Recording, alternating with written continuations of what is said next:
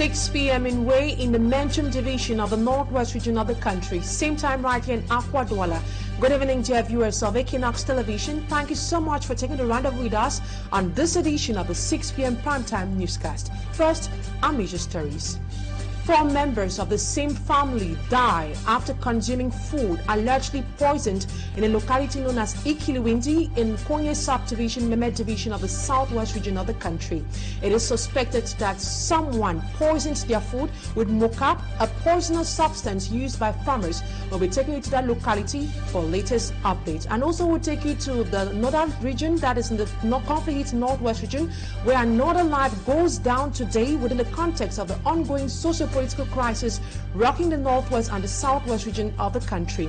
A municipal council of Zua in the Menchum division northwest region was attacked and killed today by unknown gunmen while he was on his way to Bamenda. The bike rider transporting him equally got injured and is currently battling for his life at the hospital.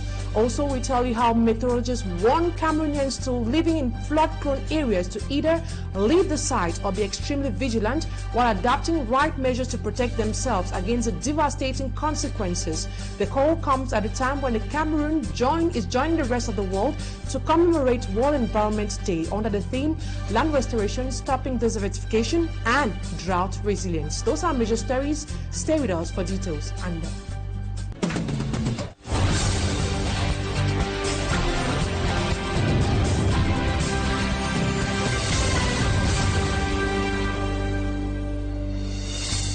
Thank you so much for choosing Equinoxe Television. You made the right choice. For presentation, I am Immaculate Fogwe.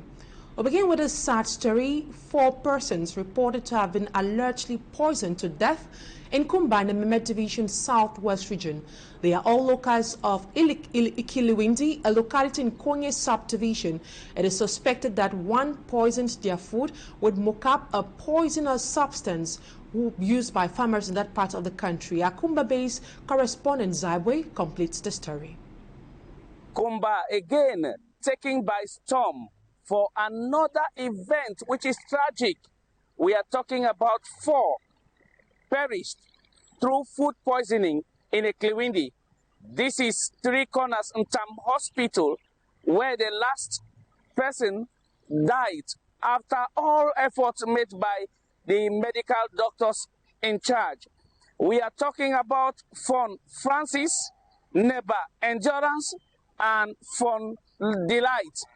These are members of the same family who perished this afternoon from a Ikiluwindi at Ntam 3 Corners Hospital in Kumba 3 subdivision. They ate a food that was prepared by their mother and have ate that particular soup for 3 days. Today, making the 4th day, they ate the soup. The surviving son says the soup was smelling, but despite complaints, the father and others ate. He refused eating. Reaching the hospital, the father collapsed and died, making the 3rd person, and the 4th, which was a young girl, died. 4 persons are in the Kumba Regional Hospital mortuary, pending burial arrangements, after consuming poisonous food. The son complained that they don't know what actually happened with the food. Their kitchen was open, so they suspect somebody must have been in charge. Reporting for Equinoxe TV, I am Zybwe in Kumba, Mehmet Division. Thanks a bunch, Zybwe, reporting all the way from Kumba in the southwest region of the country. From the southwest, we now take you to the northwest region, where the municipal council of Zua, a locality in the Menchum division, Matthias Chebang, was killed in an attack orchestrated by unidentified armed men early this morning around the Gulf Forest in Bifang. The man from Way village was shot to death and the bike rider transporting him injured. The bike rider is currently receiving medical attention at the Bifang Health Center. According to our sources, the gunmen, who were about 10 in number, seized the mobile phones, money and other valuables belongings from the passengers and the riders who were plying the stretch. All motorbikes that were heading to Bamenda today were sent back to Womb at gunpoint. As of now, no group has claimed responsibility of the attack. Still talking about the socio-political crisis that has rocked the conflict in northwest and southwest regions, Cameroon is ranked second on a list of countries with the most neglected crisis by the Norwegian Refugee Council. The council highlights the Anglophone crisis as one of the neglected crises alongside the Boko Haram insurgency in the far north region of the country. Meantime, Sudan tops the chart of the neglected conflicts. Babla Jonathan reports. The Norwegian Refugee Council raises concerns about the danger looming over inhabitants of areas affected by what it calls most neglected, underreported and underfunded crises around the globe. The council says the calamity in Sudan is a stark warning of what happens when neglect deepens and the world turns its back on a crisis. 2023, Sudan plunged into devastating warfare, forcing over 10 million people to flee their homes and making Sudan the world's largest internal displacement crisis. And despite the severity of the situation, the looming threat of famine and the immense need, the people of Sudan remain neglected.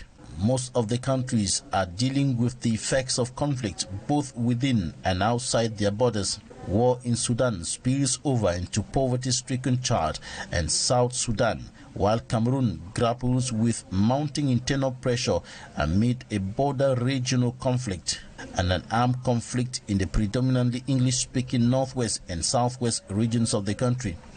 And the council highlights the fact that protracted neglect has consequences that cross borders and create crisis within crisis, and society finds itself in the state of crisis fatigue. According to the Norwegian Refugee Council, travesty after travesty is splashed across news screens, but distressing images no longer retain their shock value and the page is simply swiped, flipped or clicked away.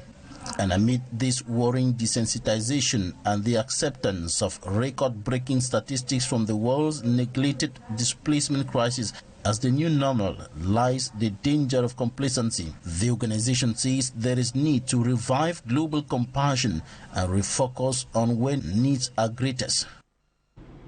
And away from news connected to the over 7-year-old armed conflict, interurban bus drivers at the Mile 17 car park say they no longer want clandestine vehicles to be operating within the park. The bus drivers made their intentions known this Wednesday during a protest at the Mile 17 car park.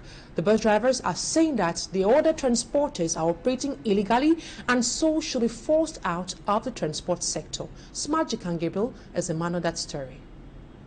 Bus drivers at the Mile 17 park in Buea go on the offensive. The drivers say they no longer want the activities of clandestine cars, commonly known as Clando, at the Mile 17 motor park. We don't want the Clando drivers here in Buea. Even if they have paid to the Buea mayor, we don't need them here because we shall destroy their park. Everything now is Clando. Those of us driving buses now have to sell our properties to renew our insurance. We don't want them again. We've suffered a lot and we want the government to listen to our cry.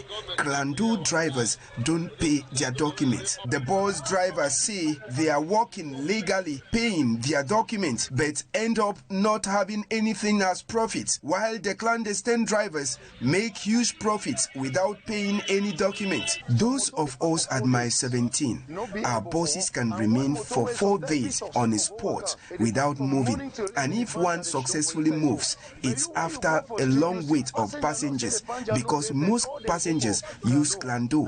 Reasons we brought our buses to their park for us to work together. All attempts by the Clando drivers to get a dialogue with the bus drivers failed, but they say leaving the motor park is not an option for them.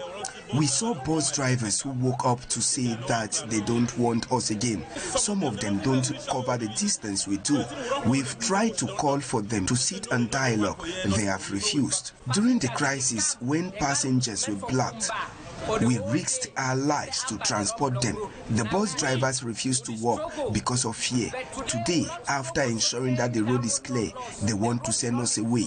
Them not the one can drive, we say no walk again. After the outing of the bus drivers at the Mile 17 car park, a reaction is expected from the local authorities who are still to make an official statement.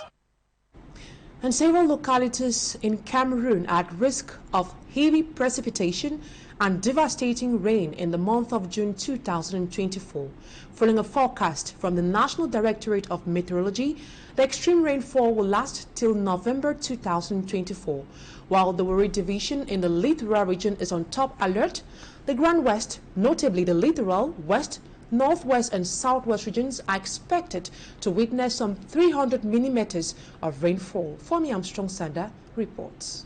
Aux habitants de Logbesso en particulier, de libérer ces zones dangereuses. A firm warning and a call to evacuate for occupants of risk zones in Logbesso, Douala 5 subdivision of the littoral region of Cameroon.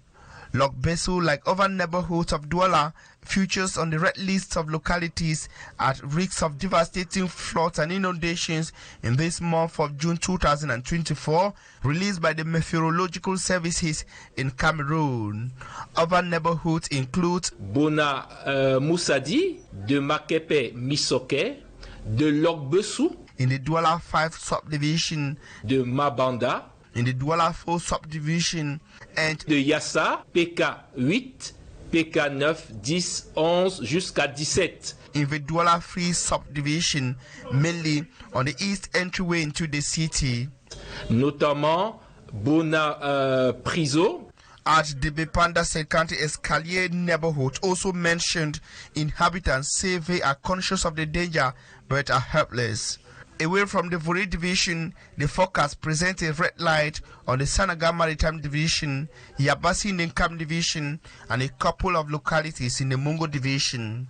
On the national scale, the littoral, the southwest, the west and the northwest regions are on alert with heavy precipitation expected up to about 300 millimeters. The center, east and the Adama region are expected to have a slightly less than 250 millimeters of precipitation. Apart from security measures, inhabitants of these areas are expected to watch out for malaria, typhoid, cholera, and related disease. In a related story, plastic pollution is a major environmental concern due to the severe threat it poses to both the terrestrial and marine ecosystems. On the occasion of World Environment Day, which is today, environmentalists urge the population to opt for biodegradable plastics. Innocent Aze reports. Environmentalists identify green plastic waste as a serious threat to Cameroon's environment and nature. Despite government's efforts to curb environmental plastic pollution, the phenomenon rather amplifies. These non-biodegradable plastic bags and bottles are dumped carelessly, both on land and in water bodies, especially in cities like Douala, Yaoundé and others, with regrettable consequences. The first impact is that it creates soil infertility. It renders the soil unfertile for any form of agriculture. Many who have conducted agriculture today will realize that in the days when we used to go to the farm, we used to remove stones, but now we have to remove stones and plastics from the soil to make it fertile. The other impact is simple. When it goes into the gutters, it blocks the gutters because it doesn't allow water to go through. It simply blocks it and creates flooding. A lot of flooding we see around is because of plastics. Aquatic and terrestrial animals are also endangered by this plastic waste. It pollutes aquatic organisms and even normal terrestrial organisms by the fact that when they eat those plastics, they die because they confuse this plastic with food. When you confuse, when some fishes confuse plastic with sea anemones, because there are some aquatic animals that are just like plastic, and they can confuse it. When they consume it, they simply die. And many of them are dying today, including cattle. Many cattle have died because they have consumed plastic, particularly in the far north region where you have no grass. According to Lemnyoy William, plastic waste is the most visible waste in trash bins and which could last on the environment for over 200 years if non-biodegradable, based on research. The plastic you are throwing in your bin today, your fourth and fifth generation can still find it. Everyone is therefore advised to burn their plastic waste or send for recycling. As a reporting there. And over the years, deforestation has posed a consistent threat to biodiversity in Cameroon. Deforestation is a global problem and its ramifications for climate change are undeniable. As a country with an acute level of deforestation, the Cameroonian government has set up policies to address the problem. However, despite the policies introduced, deforestation persists. Once more, Innocent Aze tells us more. As the globe commemorates World Environment Day, ecosystem and nature protection experts in Cameroon raised concern over deforestation practice than afforestation by the population, particularly farmers, an act considered acclamation to desertification and global warming. Deforestation is contributing a lot to desertification. It is prior to desertification. As of now, we are witnessing, even in the littoral region, some aspect of this desertification, which might be looking surprising. Desertification is not just when you see sand. Even just by the side fact that you look around, you no longer see any natural tree. It is part of desertification. Most of the forests we are seeing around is what we call secondary forests, because it is what has been planted. This is dangerous. Louis Williams stresses that this felling down of trees for either construction or farming is the cause of the increased temperature rise experienced in Douala, littoral region, far north region, and other towns in northern Cameroon. The more you cut them, the more you feel the heat and the warmth. Many are complaining now that they are feeling a lot of heat. Okay, let me tell you, those who have trees in their home, they are not feeling the same heat like you. You are feeling it because you don't have trees. Commemorating World Environment Day in Douala, the environment and nature protection experts echoed loud possibility to combat climate change. The impact of deforestation is huge, particularly contributing the effect of climate change, and in addition, contributing to changing the temperature of the various areas, particularly that of Douala, for example. Many people keep on building without planting fruit trees. I know that tree around. You see, this tree brings a microclimate around. Plant trees around you, and your climate in your house will be different.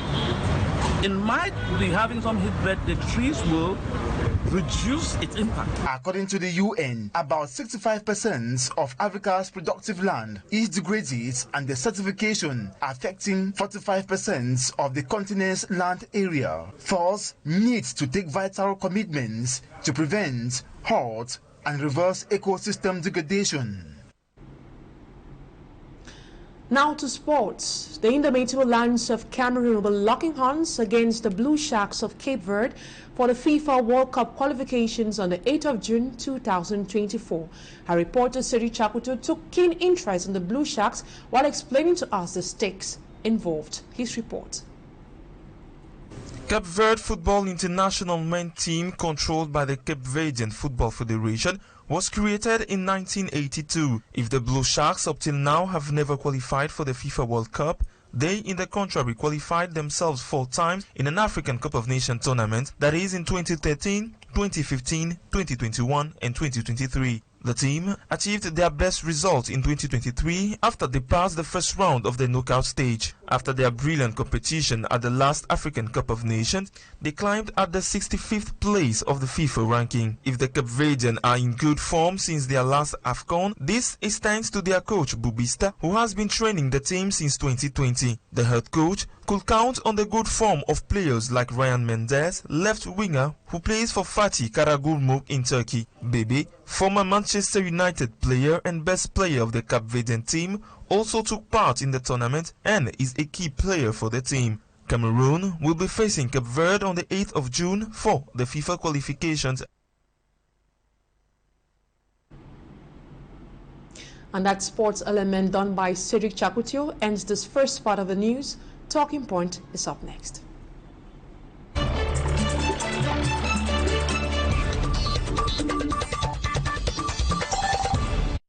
Tonight on Talking Point, I'll be receiving an environmentalist. He's known by the name Judith Tanto Foba. Good evening. It is a pleasure having you on Talking Point tonight.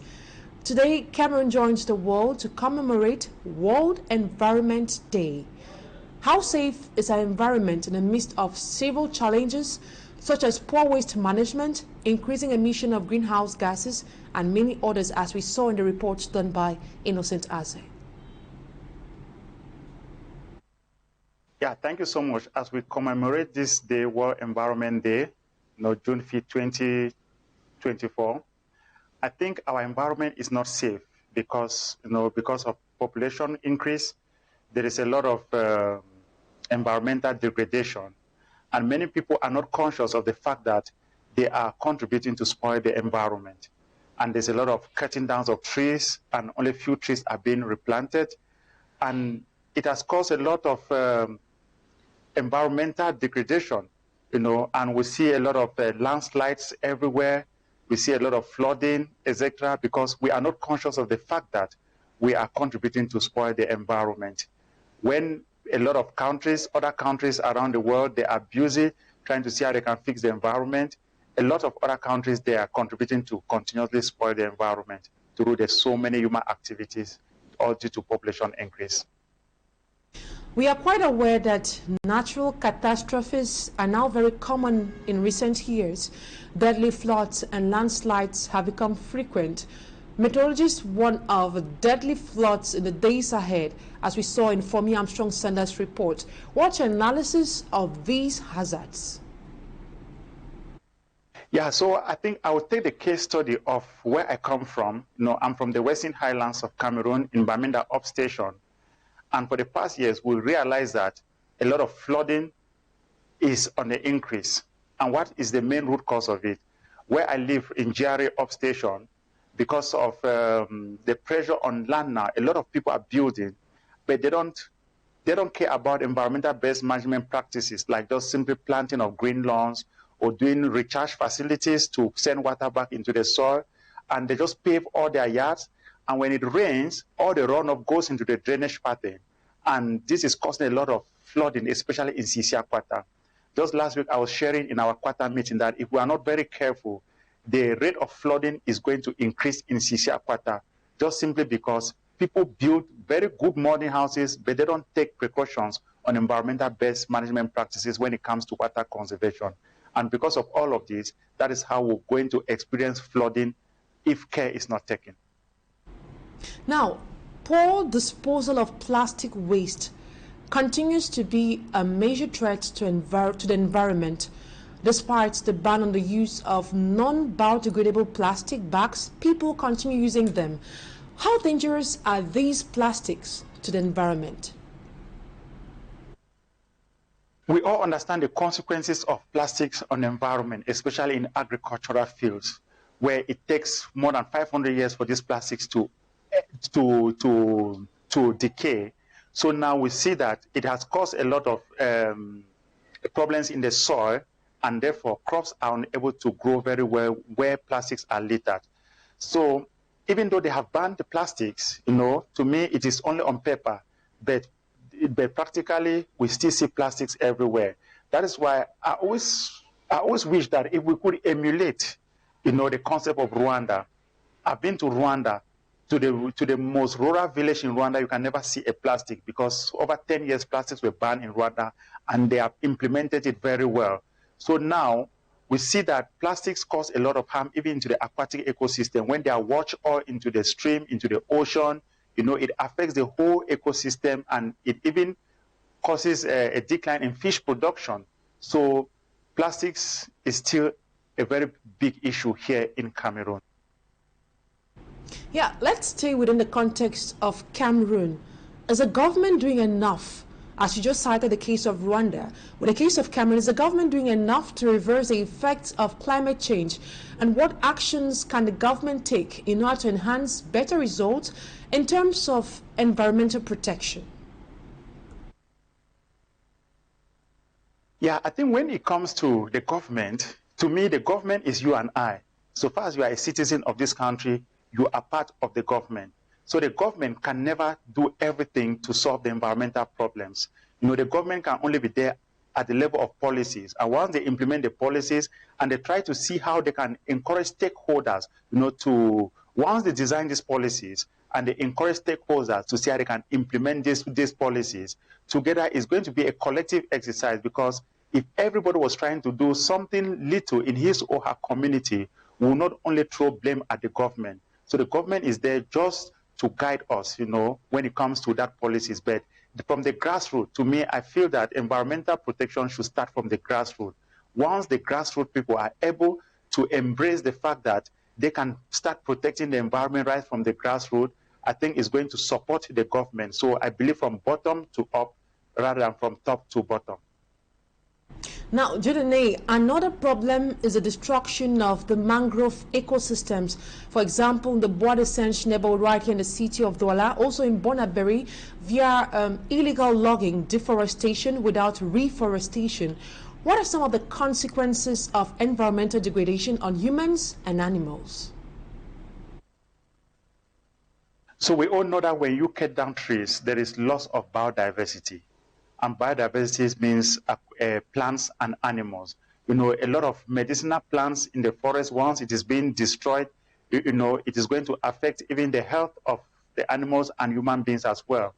Then when you talk of mangrove, just this afternoon we're discussing about, you know, the destruction of mangrove, because we realize that it is hardwood, and then many people used to smoke, you know, meat and fish, and now people are just cutting mangrove. Once you cut that, it affects the whole aquatic ecosystem, because there are some special, you know, like shrimps, you know, and some special clams that breathe around the mangroves. Once this mangrove is taken away, it actually destroys the habitat of these aquatic organisms. And many of the people who live in the coastal areas, they depend on these shrimps, you know, for economic purpose. So when you destroy that, it affects the economic lifestyle, the livelihood of those who live around that area. We'd like to know from you, what are some of the challenges you have been facing as an environmental activist while on the field?